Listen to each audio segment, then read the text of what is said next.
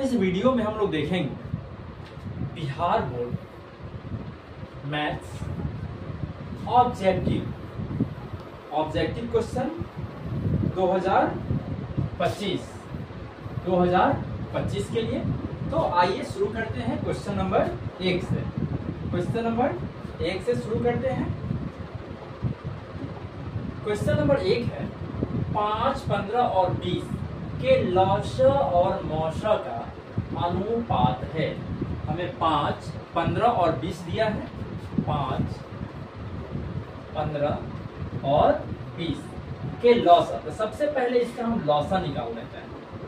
सबसे पहले इसका लॉसा, तो लॉसा वो संख्या होता है जो दिए गए संख्या से विभाज्य हो। अर्थात हम एक संख्या 60 लेते हैं, न्यूनतम संख्या जो सबसे छोटा है 60, 5 से विभाज्य है, 12 पंचे 60 हो जाता है, 15 चौका 60 हो जाता है और 20 तिहाई 60। इसका मतलब है कि 5, 15 और 20 का जो लॉसा होगा वो 60 हो जाएगा। इसी प्रकार फिर इसका हम मौसा लिख देते हैं। मौसा, तो मौसा वो संख्या होता है जो दिए गए सभी संख्याएं उससे विभाज्य हो जाए।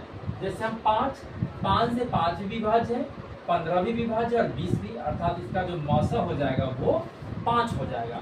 तो कहता है लॉसा और मौसा का अनुपात क्या होगा, अर्थात 60/5 कटेगा तो ये हो जाएगा 12:1।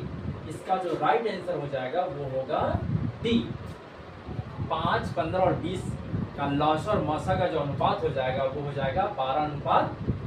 अब हम देखेंगे क्वेश्चन नंबर 2। कहता है P तथा Q दो अभाज्य संख्या है, तो उसका मौसा क्या होगा। आप सदैव याद रखेंगे अभाज्य संख्या का जो मौसा होता है वो सदैव 1 होता है। अभाज्य संख्या का जो मौसा होता है वो सदैव 1 होता है। क्योंकि मान लीजिए अभाज्य संख्या हम ले लेते हैं 3 और ये 5, दोनों अभाज्य संख्या है, तो इसका जो मौसा हो जाएगा वो 3 को 3 लिखेंगे और 5 को भी 5 गुना 1, इसका जो मौसा हो जाएगा वो 1 होगा। अर्थात 2 का जो राइट आंसर होगा वो डी हो जाएगा। अब हम देखेंगे क्वेश्चन नंबर 3। कहता है दो परिमेय संख्याओं के बीच अधिकतम कितनी परिमेय संख्या हो सकती है। दो परिमेय संख्याओं के बीच अधिकतम कितनी परिमेय संख्या हो सकती है, तो वो अनंत होता है। दो परिमेय संख्याओं के बीच अनंत परिमेय संख्या होते हैं। इसका राइट आंसर डी हो जाएगा। अब हम देखेंगे क्वेश्चन नंबर 4। कहता है 2 तथा 2.5 के बीच अपरिमेय संख्याएं हैं। 2 और 2.5 के बीच, और हमें ऑप्शन में √11 दिया है, √5 दिया है और 22.5 दिया है। तो 11 का यदि हम वर्गमूल करें वो 3 लगभग में आएगा, 3.5 के करीब आएगा। 5 का 2.1 लगभग ऐसे कुछ आएगा और 22 का 4 लगभग 5 के करीब आएगा। 22.5 का जो वर्गमूल होगा वो लगभग 5 के। तो हमें 2 और 2.5, तो 2 और 2.5 के बीच जो होगा वो √5 होगा। चूंकि 2.1 है जो 2 और 2.5 के बीच है, इसलिए इसका राइट आंसर बी हो जाएगा। अब हम देखेंगे क्वेश्चन नंबर 5। कहता है निम्नलिखित में कौन परिमेय संख्या है। निम्नलिखित में कौन परिमेय संख्या है, तो हम जानते हैं परिमेय अपरिमेय संख्या का जोड़ घटाव गुना भाग सभी अपरिमेय होता है। तो यहाँ 4 और √3 ये हमारा अपरिमेय संख्या, ये √7 यह भी अपरिमेय, √8 यह भी अपरिमेय है। लेकिन √5 से √5 कट जाएगा तो 6 मिलेगा जो हमारा परिमेय संख्या है, इसलिए राइट आंसर हमारा डी हो जाएगा। अब हम देखेंगे क्वेश्चन नंबर 6। कहता है यदि द्विघात बहुपद px² + 3x + p, px² + 3x + p का एक शून्यक -2 है। हमें एक शून्यक -2 दिया है, तो p का मान ज्ञात करना। तो जहां x है वहां हम -2 का रखेंगे, तो p x के जगह -2 का स्क्वायर, 3 -2 जोड़ 5। अब ये p माइनस का स्क्वायर प्लस हो जाएगा, 2 का स्क्वायर 4, प्लस माइनस 3 गुना 6 जोड़ 3। अब ये 4 से p में तो 4p और 1 5p हो जाएगा। 5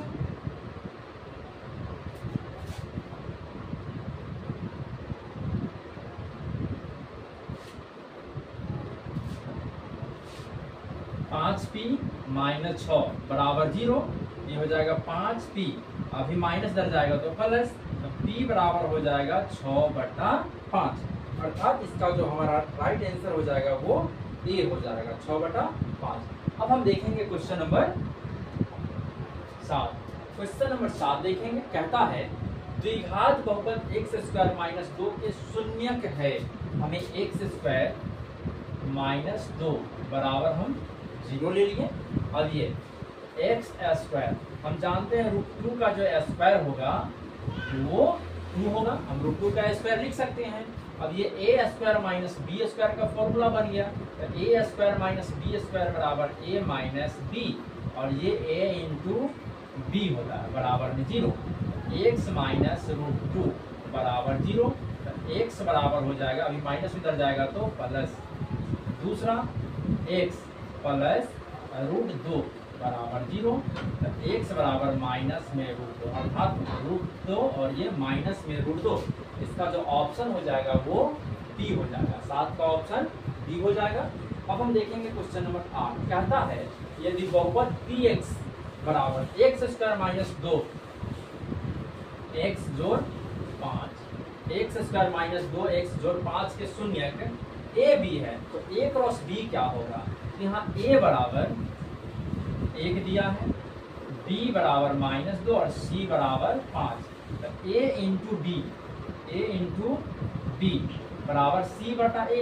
हम जानते हैं अल्फा इंटू बीटा बराबर c बाई a होता है, तो c का जो मान है वो 5/1 अर्थात 5। इसका जो राइट आंसर हो जाएगा वो a हो जाएगा, राइट आंसर a हो जाएगा। अब हम देखेंगे क्वेश्चन नंबर 9, कहता है px बराबर x स्क्वायर जोड़ 7x प्लस 10, x स्क्वायर जोड़ 7x प्लस 10 का अल्फा और बीटा है, तो हमें अल्फा इंटू बीटा का मान निकालना है। तो यहाँ भी a का जो मान होगा वो a, b का मान 7 और c बराबर 10, तो अल्फा इंटू बीटा बराबर जो होता है वो c बटा a होता है, c का मान 10/1 अर्थात ये हो जाएगा अल्फा इंटू बीटा बराबर 10, इसका राइट आंसर a हो जाएगा। अब हम देखेंगे क्वेश्चन नंबर 10, कहता है एक रैखिक समीकरण का घात क्या होगा। एक रैखिक समीकरण का घात, जैसे हम कोई समीकरण लिखते हैं ax प्लस b, ये रैखिक समीकरण है, यहाँ x के पावर 1 है, अर्थात सदैव आप याद रखेंगे रैखिक समीकरण का जो घात होता है वो सदैव 1 होता है। अब देखेंगे क्वेश्चन नंबर 11, कहता है रैखिक समीकरण युग्म x स्क्वायर जो 3x माइनस 4 बराबर 0 तथा 2x minus 5y minus 1 equal to 0।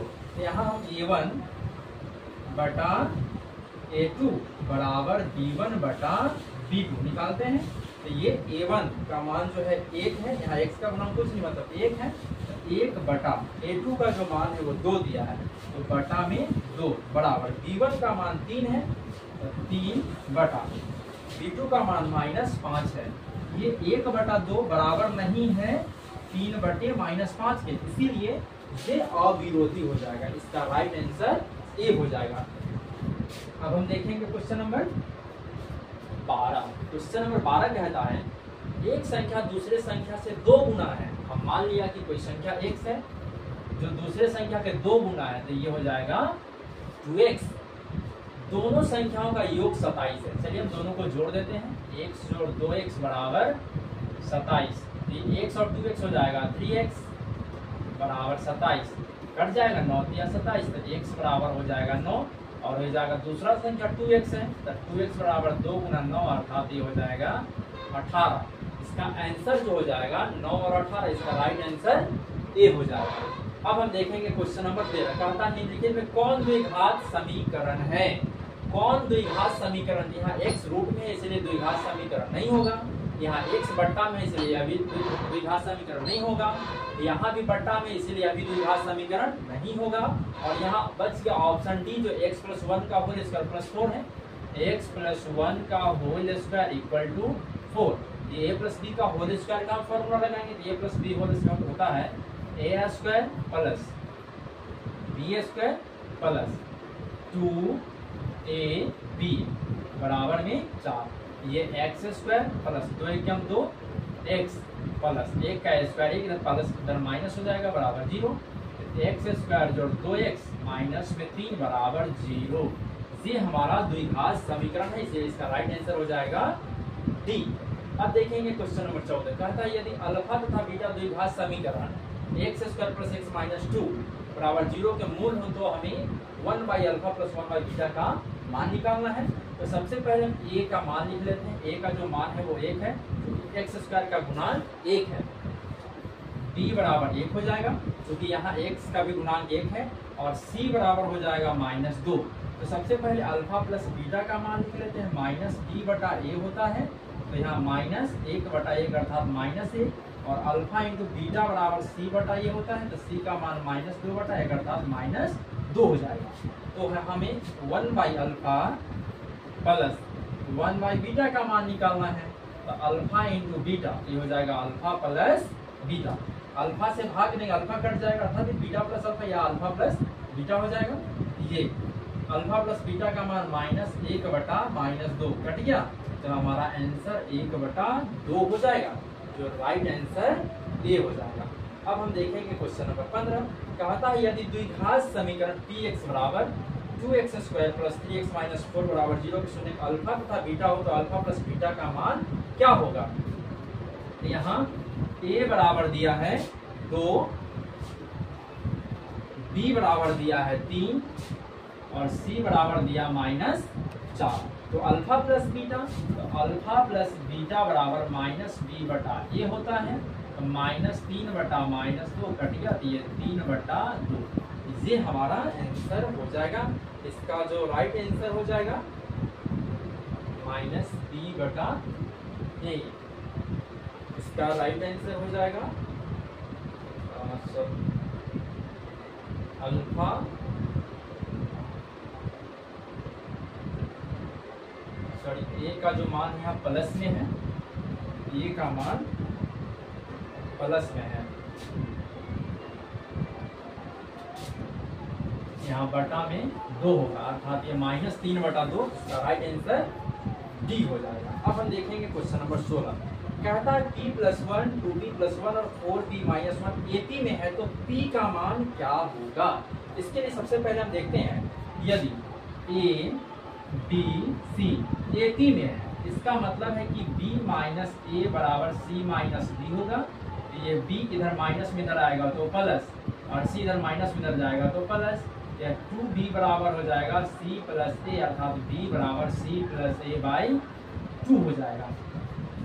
या ये a का मान p + 1, b का मान 2p + 1, तो हम b की जगह लिखेंगे 2p + 1 बराबर c का जो मान है वो 4p - 1, यहाँ लिखेंगे हम 4p - 1 प्लस c का जो मान है a का मान है p + 1, यहाँ लिखेंगे p + 1 बाई 2।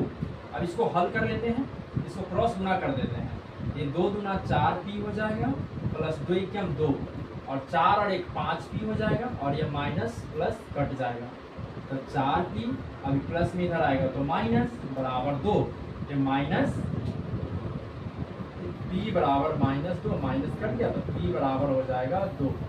ये हमारा इसका 16 का राइट आंसर बी हो जाएगा। इसका ऑप्शन बी हमारा आंसर हो जाएगा। अब हम देखेंगे क्वेश्चन नंबर 17। क्वेश्चन नंबर 17 देखेंगे कहता है AP 3 13 23 का सार्व अंतर क्या होगा। तो D बराबर होता है A2 - A1, तो A2 का मान 13 - A1 का मान 3 जो हो जाएगा 10। हमारा राइट आंसर सी हो जाएगा। अब हम देखेंगे क्वेश्चन नंबर 18 कहता है किसी AP का प्रथम पद A सार्व अंतर D है तो nवां पद क्या होगा। मतलब Dn बराबर हो जाएगा A + n - 1 × D। हमारा राइट आंसर हो जाएगा A + n - 1 × D। अब हम देखेंगे क्वेश्चन नंबर 19 कहता है n लगातार प्राकृत संख्याओं का योग क्या होगा। तो n × n + 1/2। इसको याद रखेंगे, n × n + 1/2। अब हम देखेंगे क्वेश्चन नंबर 20 कहता है सभी वर्ग होते हैं समरूप। इसका राइट आंसर ये हो जाएगा। क्वेश्चन नंबर 21 कहता है त्रिभुज ABC में AB एवं AC के मध्य बिंदु D एक त्रिभुज ABC है। ABC मध्य बिंदु D एवं E है। यहाँ D है और यहाँ E है। D समानांतर है BC के, तब BC बराबर 8। ये BC बराबर 8 दिया है तो कहता है डी क्या हो जाएगा, डी, तो डी बराबर हो जाएगा 1/2 गुना BC, अर्थात 1/2 गुना 8, 2 चौका 8 कट जाएगा। हमारा राइट आंसर डी बराबर हो जाएगा 4 सेंटीमीटर। इसका ऑप्शन हो जाएगा सी। अब हम देखेंगे क्वेश्चन नंबर 22 कहता है यदि किसी त्रिभुज ABC में BD बराबर 5, एक त्रिभुज ABC है ABC, एक त्रिभुज ABC है इसमें BD बराबर 5, BC बराबर 7.5, तो ये कौन ए समद्विभाजक है AD, यहाँ AD एक समद्विभाजक है और BD, क्वेश्चन में BD बराबर दे रहा है 5 और BC दे रहा है 7.5, ये BC 7.5 यहाँ से यहाँ तक। तो सबसे पहले हम CD निकाल लेते हैं या फिर DC, तो जब 7.5 में से 5 घटाएंगे तो ये हो जाएगा 2.5, और हमें निकालना है AB बटा AC, ये AB बटा AC बराबर हो जाएगा BD बटा DC, तो BD का मान 5 बटा CD का मान 2.5 कट जाएगा तो हो जाएगा 2, अर्थात हमारा राइट आंसर हो जाएगा बी। अब हम देखेंगे क्वेश्चन नंबर 23। क्वेश्चन नंबर 23 कहता है दो समरूप त्रिभुज ABC और DF, यहाँ दो समरूप त्रिभुज हैं, एक त्रिभुज ये है ABC, इसमें AC बराबर 3 दिया और दूसरा समरूप त्रिभुज है DEF, जिसमें DF बराबर 5, ये DF दिया है 5। तो कहता है त्रिभुज के क्षेत्रफल का अनुपात क्या होगा, ये AC का स्क्वायर अर्थात 3 का स्क्वायर बटा DF 5 का स्क्वायर, 3 का 9, 5 का हो जाएगा 25, अर्थात इसका आंसर हो जाएगा 9/25, इसका राइट आंसर ये हो जाएगा। अब हम देखेंगे क्वेश्चन नंबर 24 कहता है एक आदमी 15 मीटर पश्चिम दिशा की ओर, 15 मीटर पश्चिम दिशा की ओर चलकर 8 मीटर उत्तर दिशा की ओर जाता है, 8 मीटर उत्तर दिशा की ओर जाता है। वह आदमी अपने प्रारंभिक स्थान से कितनी दूरी पर है, अभी तो था यहाँ, चला गया यहाँ, तो ये आधार हो गया, ये लंब हो गया, तो कर्ण हो जाएगा। तो कर्ण बराबर होता है लंब का स्क्वायर जोड़ आधार का स्क्वायर, तो 8 का 64, 15 का हो जाएगा 225, जोड़ देंगे 289, 5 4 9, 289 का वर्गमूल हो जाएगा 17, इसका राइट आंसर हो जाएगा 17 मीटर। ये हमारा। अब देखेंगे क्वेश्चन नंबर 25 कहता है कार्तीय तल में स्थित किसी बिंदु 3-4 के कोटि का मान क्या होगा, कोटि हमारा -4 हो जाएगा, तो y होता है उसे हम कोटि कहते हैं। अब देखें क्वेश्चन नंबर 26 कहता है y का वह मान ज्ञात करें जिसके बिंदु P दिया है हमें 2 - 3, Q दिया है 10y, Q दिया है 10y, के बीच की दूरी 10 है, अर्थात PQ दिया है हमें 10, PQ दिया है 10, तो हमें यहाँ से y का मान को ज्ञात करना है, तो इसलिए दो बिंदु के बीच की दूरी के फॉर्मूला का हम उपयोग करेंगे। ये फॉर्मूला होता है x2 - x1 का whole square plus y2 - y1 का होल स्क्वायर अंडर रूट बराबर में 10। तो अब यहाँ से हम ये x1 का मान हो जाएगा,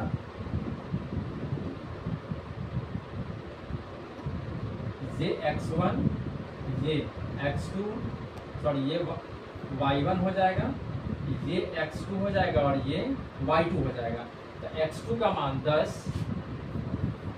माइनस x1 का मान 2, 10 - 2 का होल स्क्वायर जोड़ y2 का मान y माइनस y1 का मान -3 का होल स्क्वायर बराबर 10 है, तो यहाँ हम 10 लिखेंगे और रूट है तो अब ये 10 से 2 गया 8, 8 का स्क्वायर 64 हो जाएगा, प्लस ये y माइनस प्लस 3 का होल स्क्वायर, इधर से स्क्वायर है तो इधर रूट हो जाएगा, तो ये हो जाएगा 10 का स्क्वायर। अब यहाँ से ये 64 प्लस a प्लस b का whole square, a square b square plus 2ab बराबर 10 का स्क्वायर 100 हो जाएगा। अब ये y स्क्वायर प्लस 2 तिहाई 6y प्लस 64 प्लस 9, इधर प्लस में इधर आएगा तो माइनस बराबर 0। अब वाई स्क्वायर जोड़ 6y, 64 और 9 73 और माइनस में 100 बराबर हो जाएगा 0। तो अब ये Y square plus 6y minus में 27 बराबर 0। और 27 से 6 लाना है तो y square plus 9y minus 3y minus में 27 बराबर 0। y कॉमन तो y प्लस 9 माइनस 3 तो y प्लस 9 इक्वल टू 0। तो y प्लस 9 और ये हो जाएगा y माइनस 3 इक्वल टू 0। तो y प्लस 9 इक्वल टू 0 तो y इक्वल टू माइनस में 9 और y माइनस 3 इक्वल टू 0 तो y इक्वल टू हो जाएगा 3। अर्थात तो y का जो मान हो जाएगा वो -9 और 3 हो जाएगा। इसका राइट आंसर सी हो जाएगा। अब हम देखेंगे क्वेश्चन नंबर 27। कहता है बिंदु -5 और 7 -1 3 के बीच की दूरी क्या होगा। हमें दो बिंदुओं के बीच की दूरी निकालना है। तो ये x1 ये y1 ये x2 और ये y2 हो जाएगा। तो x2 माइनस x1 अर्थात -1 -5 का होल स्क्वायर प्लस y2 का मान 3 -7 का होल स्क्वायर। अब इसको हल करते हैं। -1 माइनस प्लस का होल स्क्वायर प्लस -4 का स्क्वायर। यह 4 का स्क्वायर जोड़ माइनस का स्क्वायर प्लस 4 का हो जाएगा 16। यह भी 4 का 16 जोड़ 16 रूट भी होगा, सबका रूट होगा चूंकि ये दो बिंदु फॉर्मूला है। ये 16 दूना 32 को हम लिख सकते हैं 4 चौका 16 4 रूट 2। अर्थात इसका जो राइट आंसर हो जाएगा वो सी 4 रूट 2। अब हम देखते हैं आगे क्वेश्चन नंबर 28। क्वेश्चन नंबर 28 दोस्तों ये बिहार बोर्ड के एग्जाम के लिए काफी इंपॉर्टेंट है। 2025 के लिए हमने एक क्वेश्चन आपके लिए चुन कर लाया है और ये सभी क्वेश्चन कभी न कभी पूछा गया है। आप देख सकते हैं ये 28 नंबर 2015 में, 29 2018 में, 30 नंबर 13 में भी और 15 में पूछा गया है, 31 नंबर 17 में पूछा गया है, 32 नंबर 14 में पूछा गया और 33 नंबर भी 14 में पूछा गया। इस तरह सभी क्वेश्चन हमारा काफी इंपॉर्टेंट होता है आपके एग्जाम के लिए। तो अब कहता है 28 का बिंदु P -2 8 Q -6 -4 को मिलाने वाली रेखा का मध्य बिंदु क्या होगा। तो सबसे पहले मध्य बिंदु का फॉर्मूला। तो मध्य बिंदु का जो फॉर्मूला x बराबर होता है वो x1 प्लस x2/2 और y बराबर y1 प्लस y2/2। तो x1 का मान -2 प्लस -6/2 -2 प्लस माइनस -8/2 कट जाएगा तो -4 और y1 का मान 8 जो y2 का मान -4/2 8 -4/2 4/2 कट जाएगा तो ये हो जाएगा 2। अर्थात x बराबर -4 और y का मान 2 हमारा राइट आंसर डी हो जाएगा। अब हम देखेंगे क्वेश्चन नंबर 19। कहता है सेक और कौशिक b बराबर 13/12। तो a प्लस b का मान क्या होगा। हमें a प्लस b का मान निकालना है। तो हमें दिया है सेक a बराबर कौशिक b। तो हम जानते हैं कि कौशिक 90 डिग्री माइनस थीटा बराबर होता है Kaushik theta. Kaushik 90 degree minus a बराबर सेक a। तो अब ये कौशिक से कौशिक कट गया, ये हो जाएगा 90 माइनस a बराबर b। 90 बराबर a b अभी माइनस में इधर जाएगा तो प्लस में, अर्थात a प्लस b बराबर 90 डिग्री। ये हमारा आंसर हो जाएगा। इसका ऑप्शन हो जाएगा सी। अब हम देखेंगे क्वेश्चन नंबर 30। कहता है सही विकल्प चुनिए 9 sec square a minus 10 square a। तो यहाँ भी 9 है, हम 9 कॉमन कर देते हैं तो सेक स्क्वायर a और माइनस 10 स्क्वायर a। ये हो जाएगा 9 गुना सेक स्क्वायर a माइनस 10 1 होता है जो 9 के बराबर। इसका राइट आंसर बी हो जाएगा। 31 नंबर क्वेश्चन देखिए। कहता है tan 30 का मान क्या हो। बहुत सिंपल से क्वेश्चन है, ये आपको टेबल याद होना जरूरी है। टेबल यदि याद रहेगा तो क्वेश्चन में कोई दिक्कत नहीं होगा। इसका राइट आंसर बी हो जाएगा। अब हम देखेंगे क्वेश्चन नंबर 32। कहता है √2 cos theta equal to 1। √2 cos theta equal to 1। तो यहाँ से cos थीटा बराबर हो जाएगा 1/√2। तो cos थीटा बराबर ये cos 45 का मान होता है तब थीटा बराबर हो जाएगा 45 डिग्री।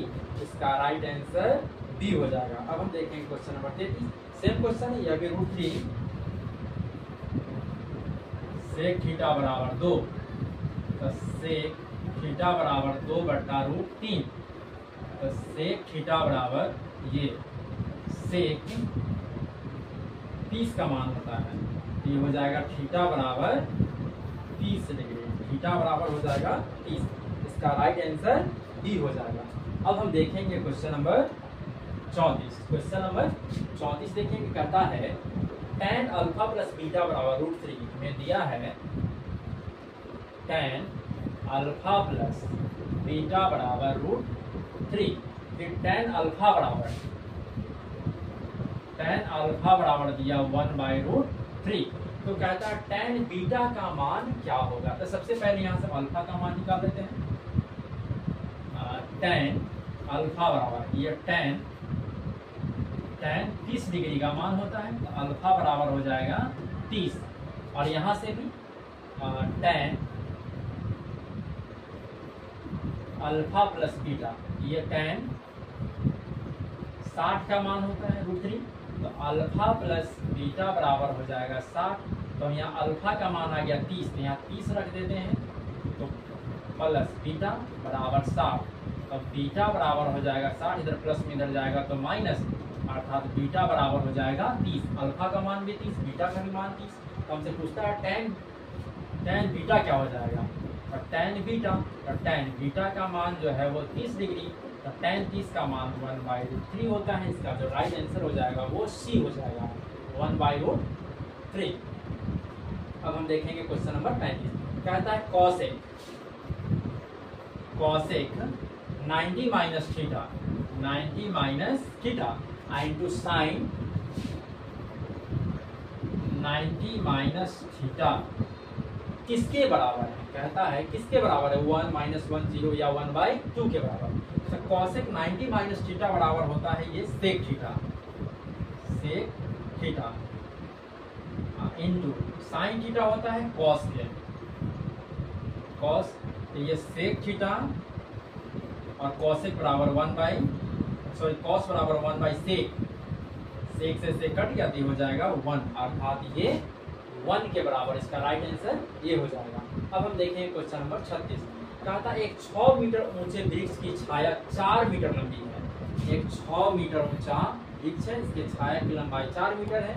उसी समय एक खंबे की छाया 50 मीटर है।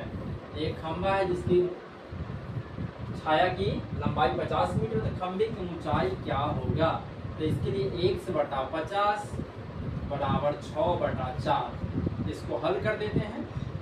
2 दूना 4, 3 दूना 6, 25 दूना 50, तो 1 बराबर हो जाएगा 25 तिहाई 75 मीटर। इसका जो राइट आंसर हो जाएगा वो सी हो जाएगा। अब हम देखेंगे क्वेश्चन नंबर 37। एक रेखा जो वृत्त को 2 भिन्न बिंदुओं पर प्रतिच्छेद करती है वो कहलाती है प्रतिच्छेदी रेखा कहलाती है। वो हमारा प्रतिच्छेदी रेखा कहलाती है।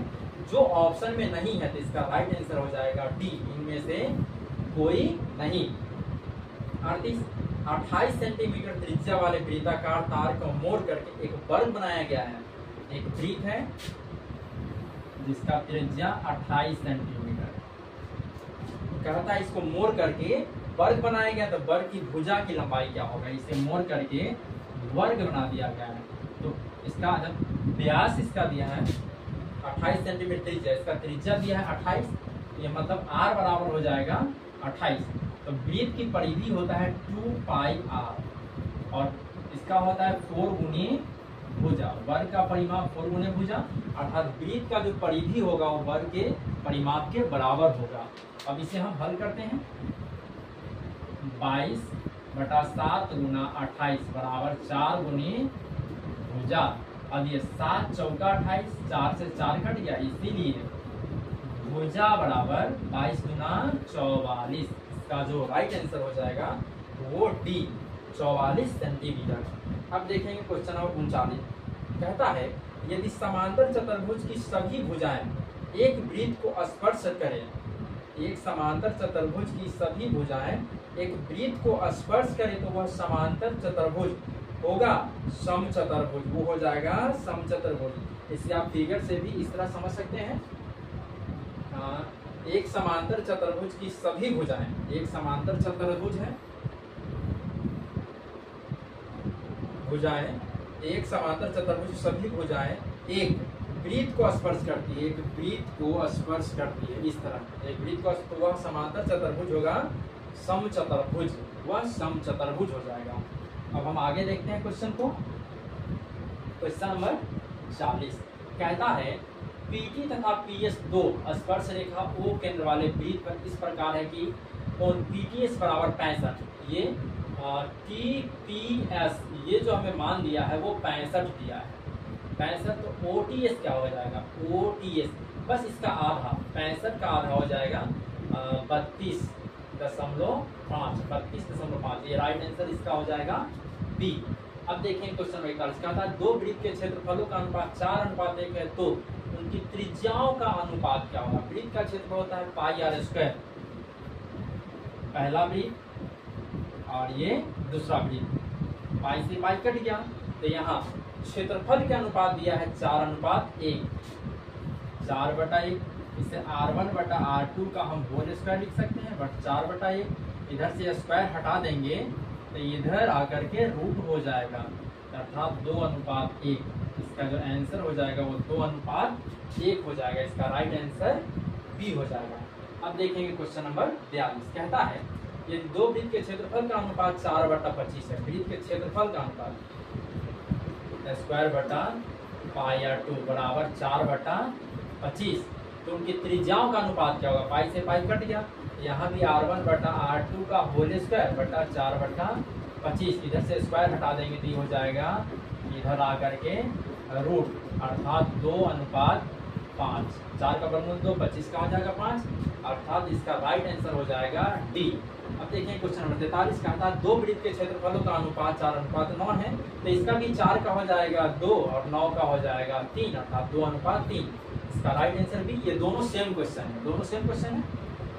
क्वेश्चन नंबर 44 दो गोले का आयतन का अनुपात, दो गोला का आयतन 4/3 होता है, 4/3 पाई आर क्यूब, पहला 4/3 पाई r2 का क्यूब, गोला का अनुपात 8:27 है, 8:27 है, ये 8 अर्थात 8 पाई कट जाएगा, पाई से पाई कट गया, तो r1/r2 इधर से क्यू हटा देंगे तो हो जाएगा 8/27, अर्थात 2/3, 2:3 इसका हमारा आंसर हो जाएगा, इसका राइट आंसर ए हो जाएगा। अब देखिए क्वेश्चन 45 अर्धगोले का संपूर्ण पृष्ठ का क्षेत्रफल क्या होता है, तो √3 पाई r स्क्वायर, इसका राइट आंसर ए हो जाएगा, 3 पाई r स्क्वायर। याद रखेंगे जैसे मान लीजिए ये हमारा गोला है, तो गोला का हो जाता है 4 पाई r स्क्वायर, तो अर्ध मतलब आधा, तो 2 पाई r स्क्वायर हो जाएगा, 2 से भाग निकल जाएगा ना जी,